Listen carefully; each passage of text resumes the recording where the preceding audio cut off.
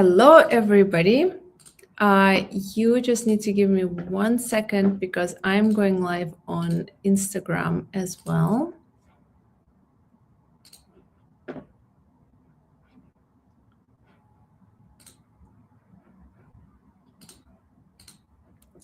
And yes, so now we're live on Instagram as well. Welcome everybody who joins us today. And I would really like to know where you're joining from. Where are you? How are you doing? Please drop us a comment if you're listening to us.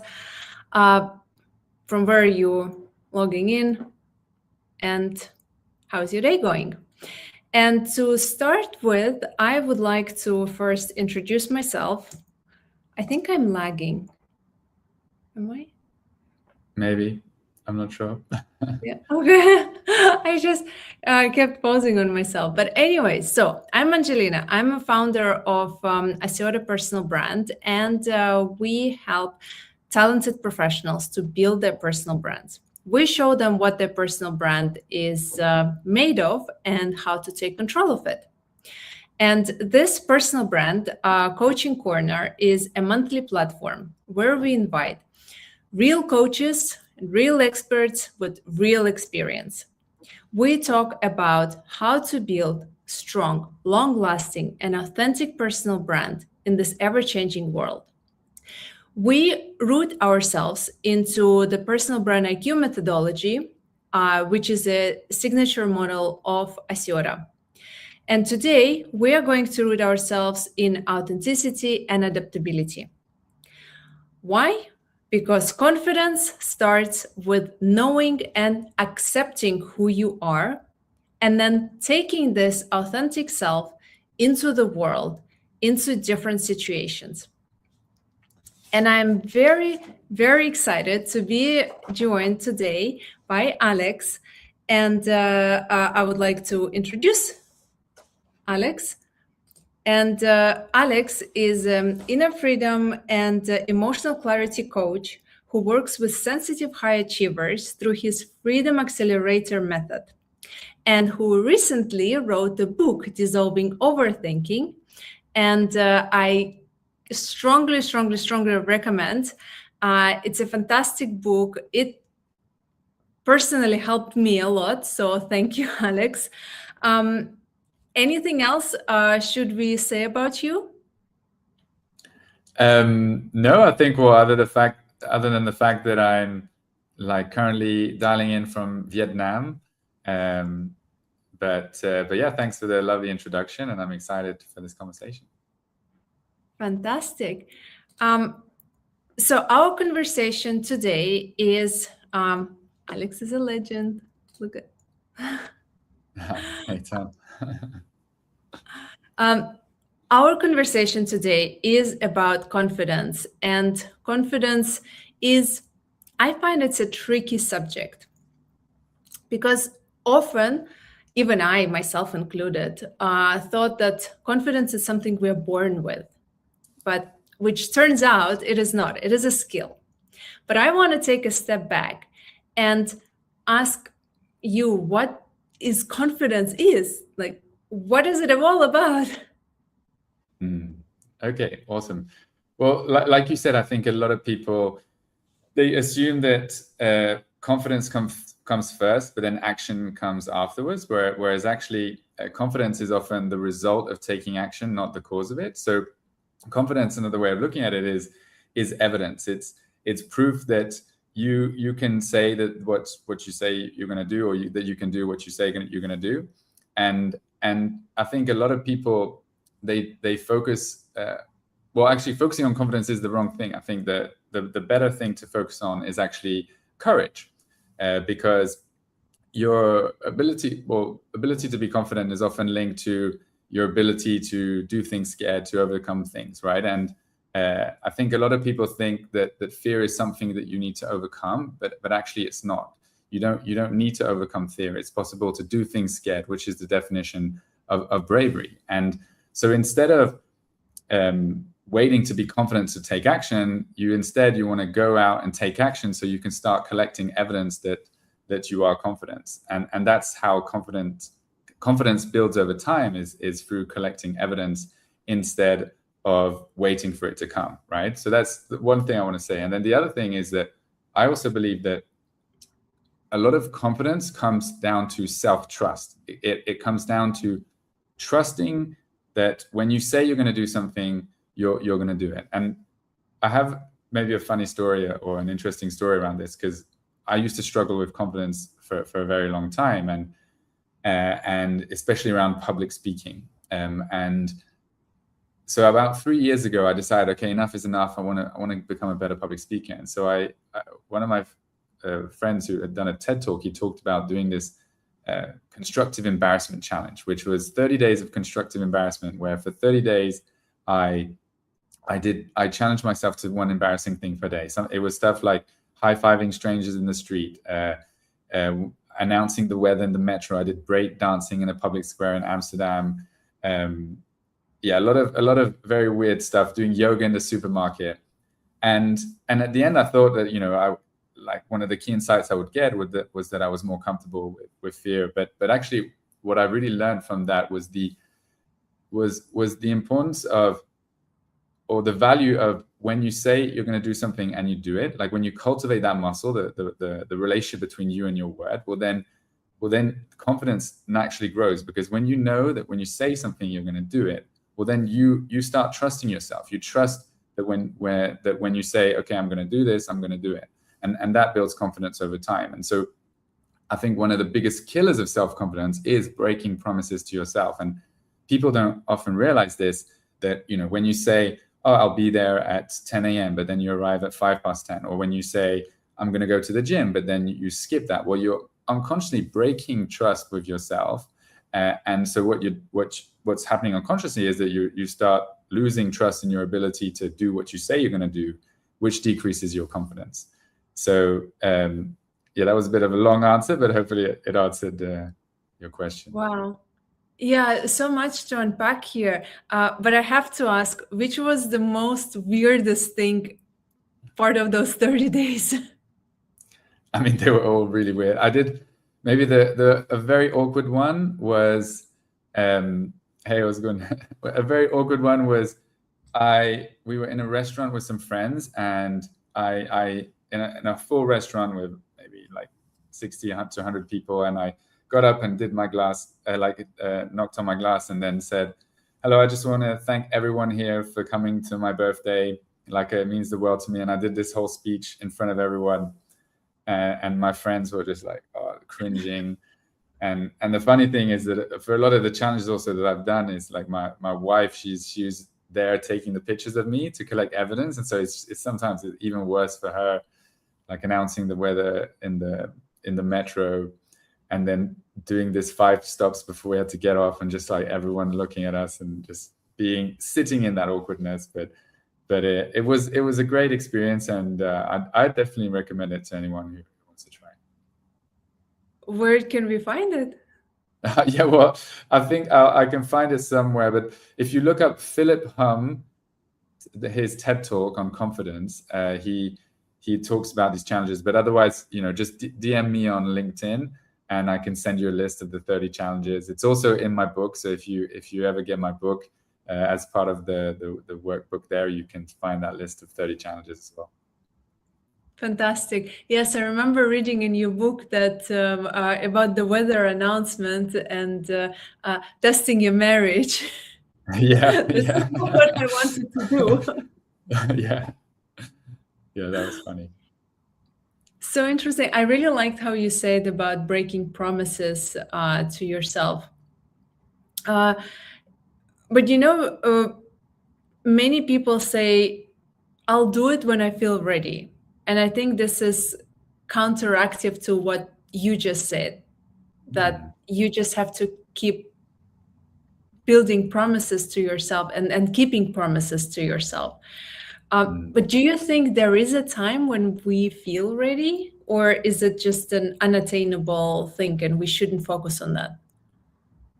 Well, I don't know, because I mean, there are probably times when you do feel more ready than others, but like I would say most of the time it isn't. Like, I think when people, most of the time when people say I'm ready, it's more like, oh, when the anxiety will be gone, or when I won't feel stressed about it. But actually, the anxiety or the stress doesn't go before you do the action. It goes as a result. It's a result of growth. And so I think, like I said earlier, it can be the wrong thing to focus on. Like waiting for you to be ready is like waiting for you to feel confident.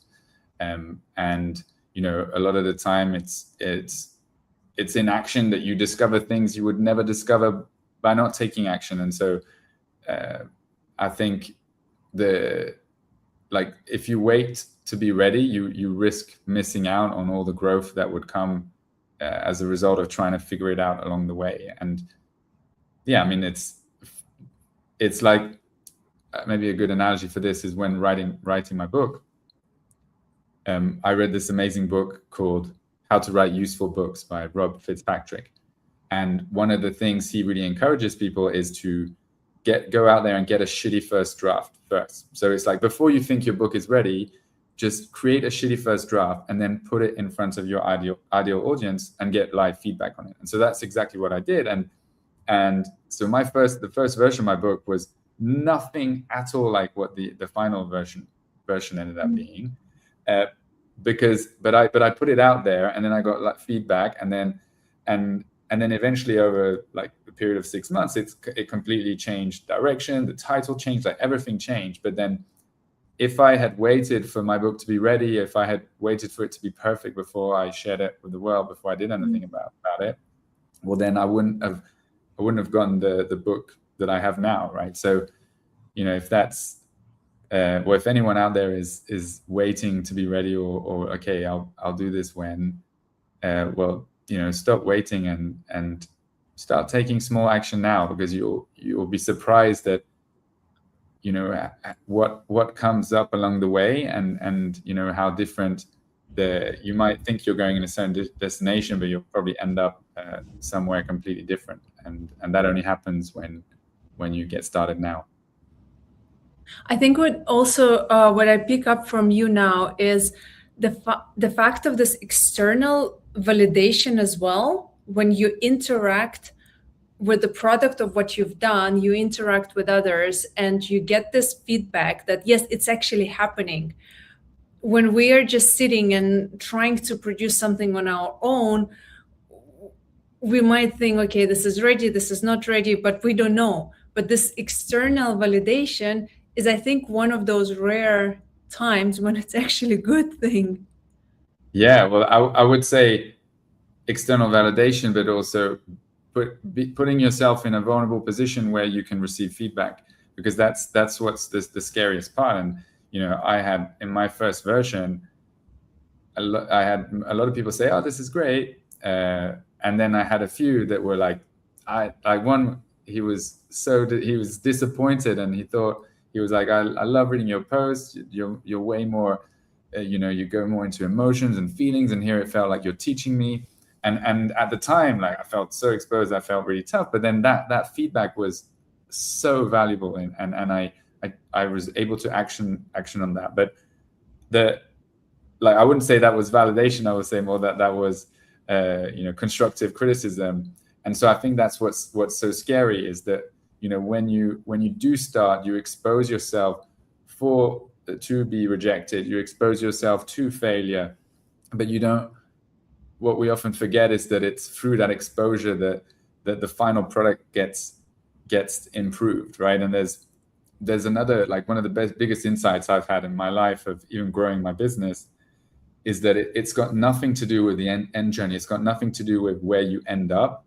It's not about the destination. It's about the person that you become along the way. It's about the skills that you acquire. It's about the learnings that you get. And that's where the true gold is. And I think a lot of people often forget that, because they're waiting to be ready. Whereas actually, on the other side of action is so much growth and so many learnings. And the true goal is in who you become at the end of this journey.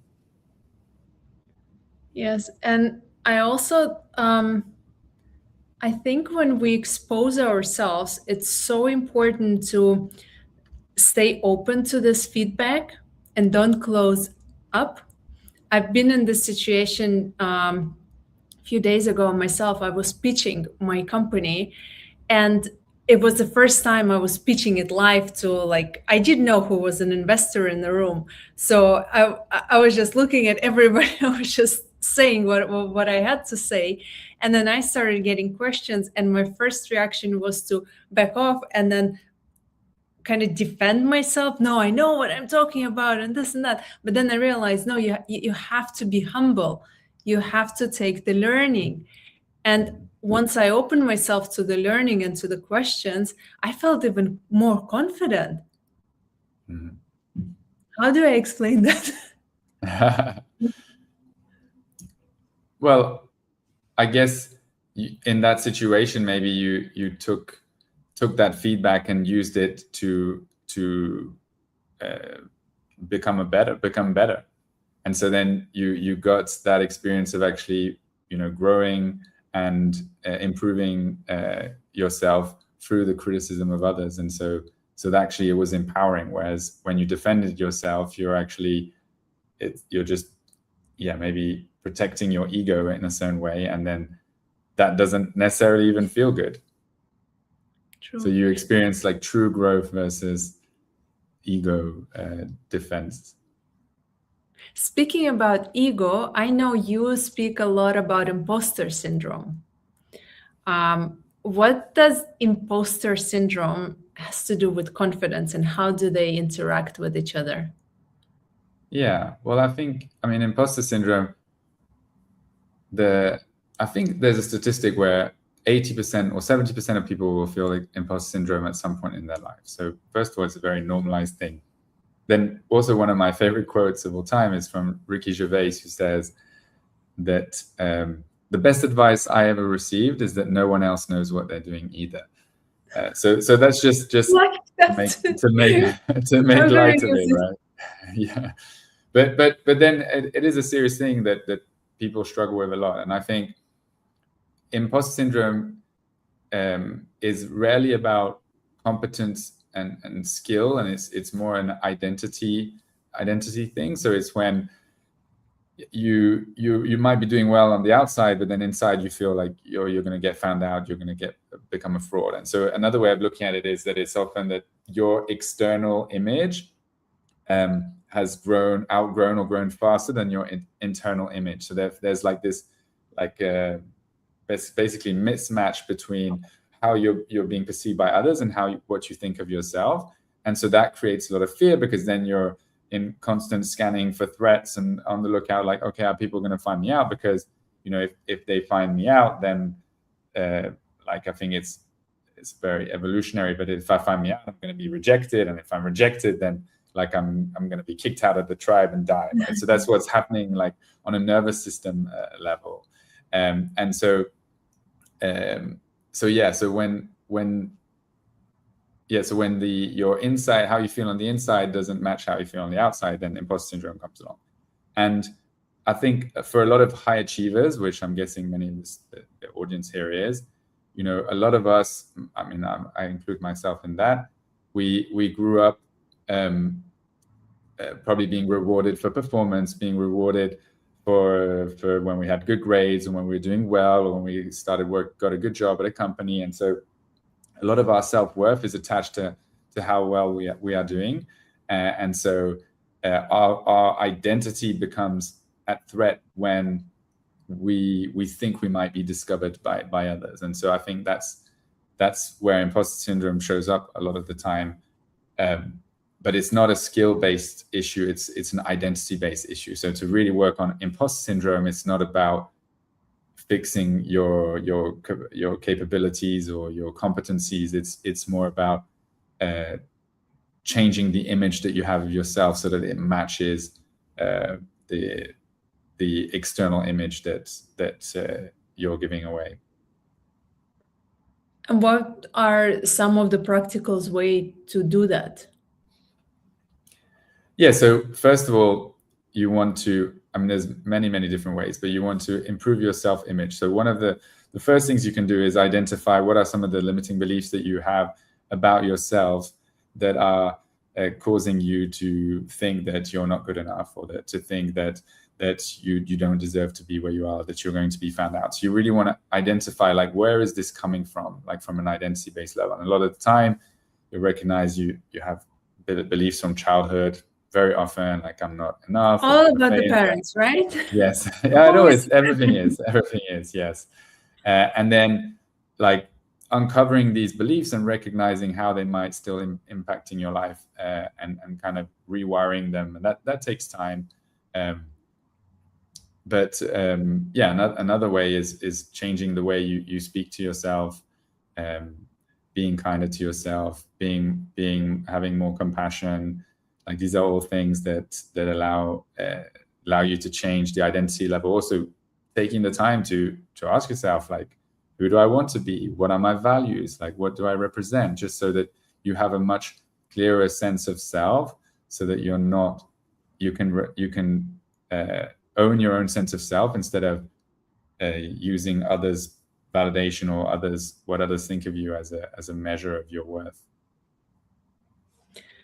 I recently ran a corporate workshop, and we did an exercise on values, and I've got a very interesting question on, because we weren't crossing the values of like 100 values and whatnot.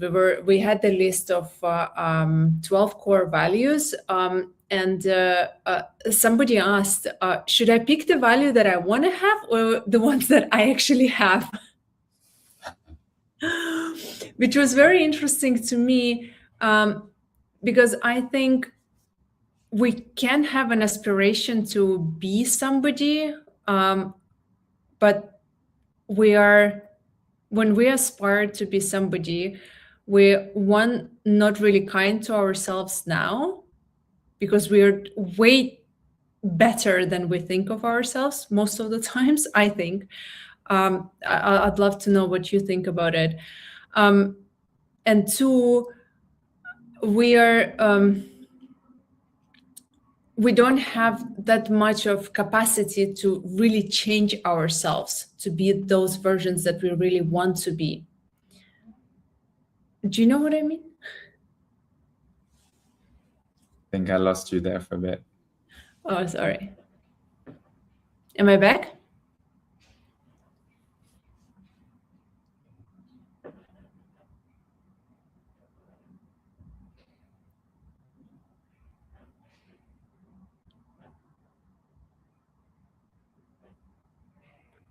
I'll just show some of the nice comments in the meantime that we have.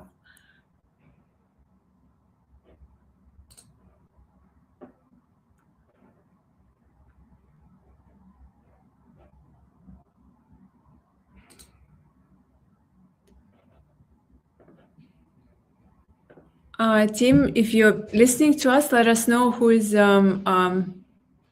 still in, and if you could hear us still.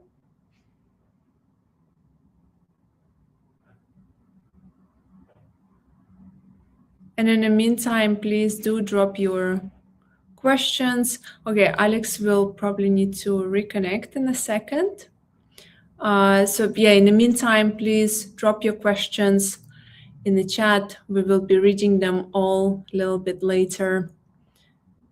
And again, if you want to say hi, where are you joining from? And please do let me know what are your struggles with confidence? Or do you see it as something that you need to work on?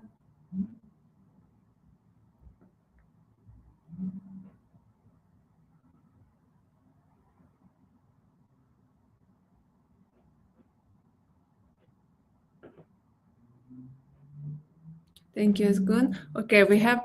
I'm back. Sorry. Yeah, I'm not sure what happened. It cut off. No problem. Okay, so we were saying about values, and I've got this question from a participant in a values workshop. Should I cross the value that I have, or should I cross the value that I want to have? And I think first, when we have this image of how I want to be, we're not really kind to ourselves in that moment, because we're actually quite good people. We just probably don't think about that very often. And two, I don't think we have that big of a capacity to become somebody we are not. And for me, that's why it's very important to be able to accept the one that I am today.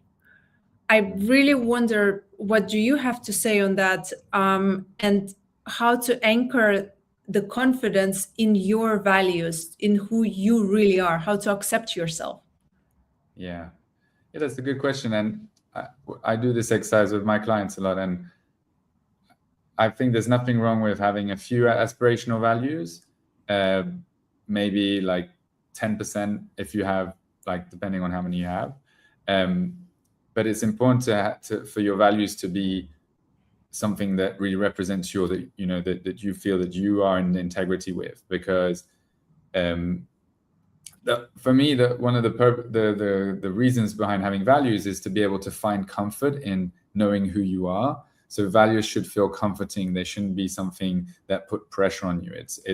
It should be, you know, just things that you genuinely believe in, that you genuinely resonate with, so that this becomes the pillar of who you are and how you show up in life. And, you know, just like we said earlier, is, well, the more there's a discrepancy between who you are on the inside versus who you are, how you're acting on the outside, well, then that just creates a lot of internal struggle, internal problems. And so, and like you said, you know, a lot of high achievers will have a tendency to be hard on themselves and to want to be the best and constantly never being good enough. And so, you know, if your values become another way in which you measure your lack of self-worth, well, then they're not doing the right job. Yeah, that's a very big disservice to yourself. Going back to this, I'm not ready yet feeling, I want to dig a little bit into the part that we also promised as part of our session, when the environment changes, or when we get a promotion or something else, or when the role changes itself. What's the big difference, and how to understand this difference between I'm not ready yet, the superficial, and the real skills gap? Yeah, I see what you mean. So, well, first thing is, like, another interesting thing about confidence is that it's kind of specific to different environments. So for example, you can be a confident public speaker, you can be confident in sports, but then you won't be confident in I don't know, you're having tough conversations, or you won't feel confident in giving feedback or something like that, right? So it's very, you know, it's very specific. Like, confidence isn't, like, obviously it can be broad, but it's often related to one segment. And so one of so your confidence can vary very much depending on your environment, right? And confidence also, like, I like public speaking as an example. You know, you might be terrified of public speaking, and then you'll practice in front of 5 people, and then eventually you'll feel confident in front of 5 people, and you're like, oh wow, I'm confident in public speaking now. But then you go to the next level, you speak on a different stage, and you're in front of 100 people, and then suddenly you feel like you've gone back to square one. All the same fears, all the same things that were coming up, but when you started, they start coming up again, and it can feel like you're regressing. Whereas actually you're not regressing, you're just operating on a bigger stage. And I think that's the same with all types of confidence, is that you will be at a certain stage for whatever skill, whatever thing, environment that you're in. And that every time you change that, let's say you change jobs, you change environment, you change companies, whatever, you're going to be tested at a different level. And so one of the ways I like to look at it is just, you know, I'm just the universe, or whatever you want to say, is testing my capacity to have this confidence at a bigger level, on a bigger stage. And then your other question was around how do we know if we need to grow skills? Can you repeat the last question about skills? How do we with the skills gap, when it's a real skills gap? So how do we know that it is a real skills gap and not the imposter syndrome, for example? Yes. So, well, typically, like, a real skills gap is something that you can measure. So it would be like, can, you know, maybe you can ask yourself, is there a specific thing that I'm not good enough here, like that, or that I can measure where I'm not performing, or, you know, it's objective, it's something that you can actually work on, versus, you know, it being something that no matter how successful you are, you still feel like you're not good enough, right? So there's a difference. Like skill it can be measured, whereas maybe imposter syndrome will be just linked to your own perception. It'll be linked to your own belief about yourself. And so you can, maybe some questions you could ask yourself are, you know, if you were looking at someone else who had the exact same skill set, would you think that they were an imposter, or is it linked to just how you view yourself? And, you know, do you actually have concrete proof? Like, has someone given you like actual feedback that this is true, right? So when you say that you're not good at public speaking, or you're not good at giving presentations, like, has anyone ever told you that? Like, do you have actual evidence that someone said to you, like, you're not good at giving presentations? Because, you know, then it's like, oh, then it's skills based. Then I can work on this. Like, I can create a plan. I can improve. Whereas when it's more identity based, or when it's more imposter syndrome, that's, no matter what you do, you're just moving the goalpost. So you're never, like, it doesn't matter how much you achieve. It doesn't matter how many skills or knowledge you acquire. If you still feel the same, well, then, you know, you can ask yourself, okay, maybe I'm focusing on the wrong thing here. You and me are from a corporate world, so we started our career in big corporate companies, and we both ventured at some point into our own business. And I don't know about you, but I freaked out. I was so confident being HR manager in a big corporate, but when I became founder, I felt almost like a child. Helpless, useless. I had to learn everything from scratch. How do I rebuild the confidence? And I'm sure there are so many other people who listen to us and who will listen to us, will go through similar experiences. How do we rebuild the confidence? Well, first of all, starting is one of the best things, right? But I would say like it's kind of part of the journey, right?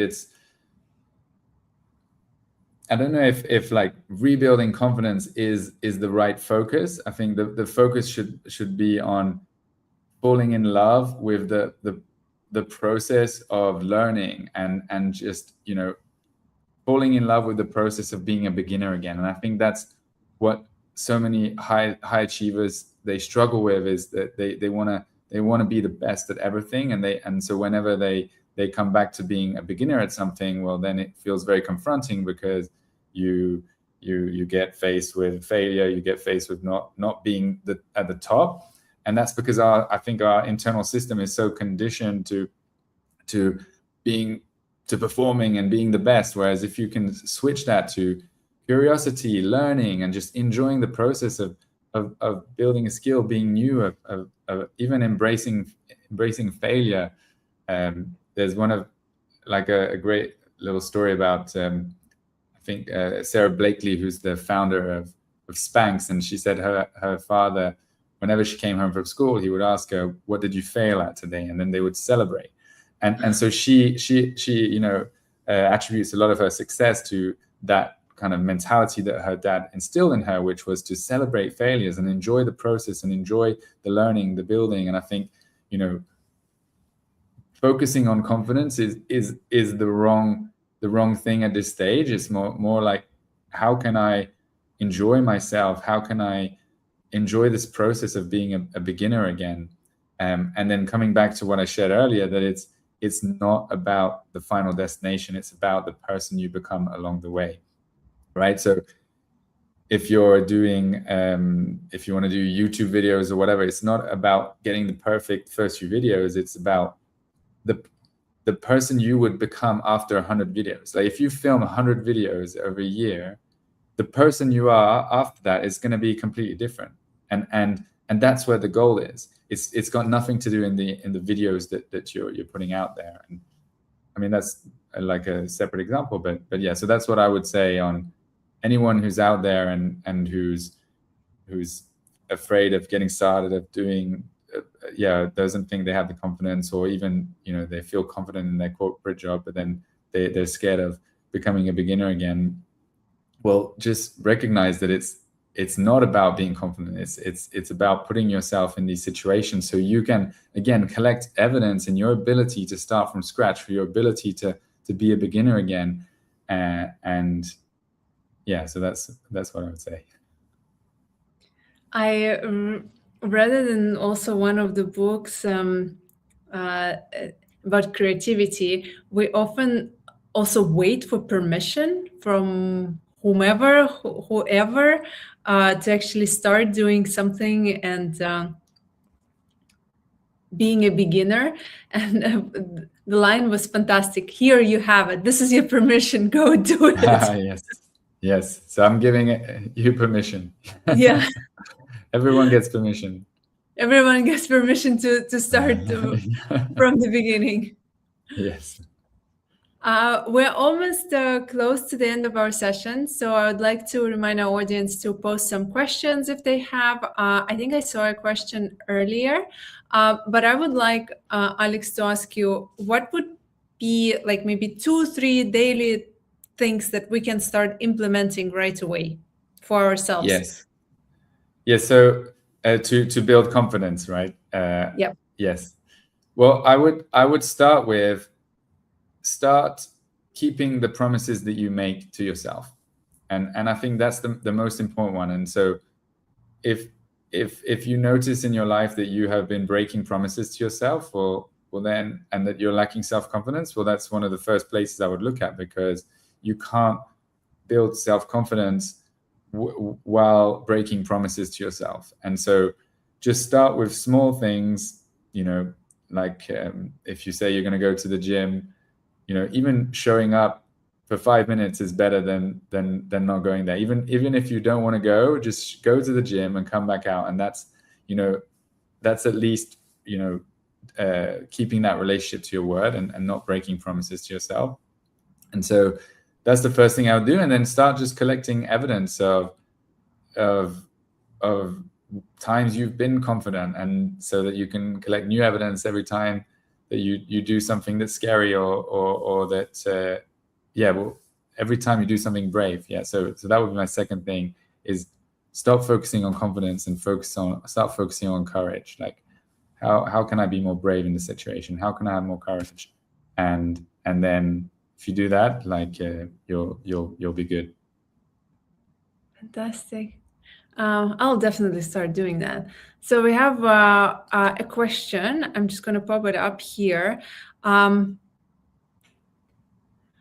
masking plays a massive part in my professional life. What tips would you give about unmasking and be more confident in being myself at work?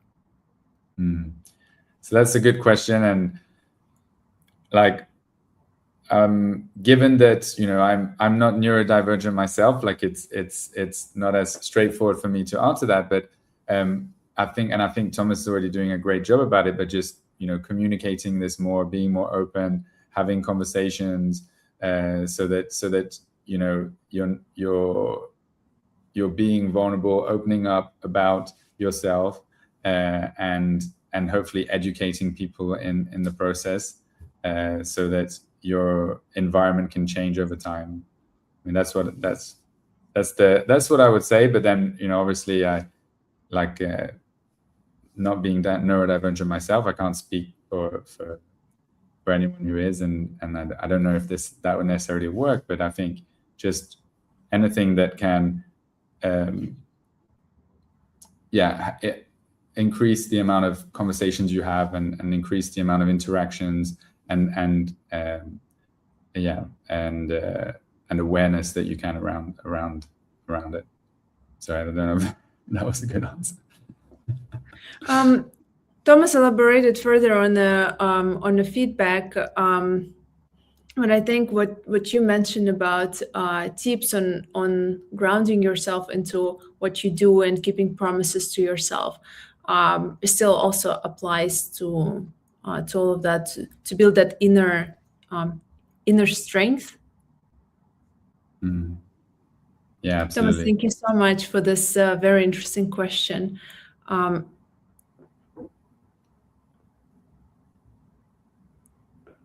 So this was the question. Before we close our session, I would like to give a wonderful discount to everybody who is listening to us today, who joined. It is a 50% discount on a personal brand assessment, 15 minutes, 75 questions, and you will see what your brand is truly consists of and how you rank according to every pillar, as we saw it in the beginning of a personal brand IQ methodology. You have 30 days money back guarantee. You scan the QR code, apply the coaching 50 discount, and get your assessment just for $45. We do not post this code anywhere else. It is only for participants, and it is only for 24 hours. So go ahead, purchase it, use it, enjoy it. It also comes with a fantastic workbook that you can start filling in to do your action plans further. And I hope you will benefit a lot from it. And Alex, how can we find you? How can people find you? Yes, so you can connect with me on LinkedIn. That's where I post the most regularly. I also have a YouTube channel. If you just look up Alex Østergaard. And then if you want a copy of my book, just go on to dissolvingoverthinking.com, or it's also, you can find the link on my LinkedIn profile and check it out. Yeah. Fantastic. I would like to thank you so much for the session. It was really eye-opening for me, for many things, I have to say, and I'm going to start implementing a lot of it, and I hope our audience too. Thank you very much, everybody. Thank you.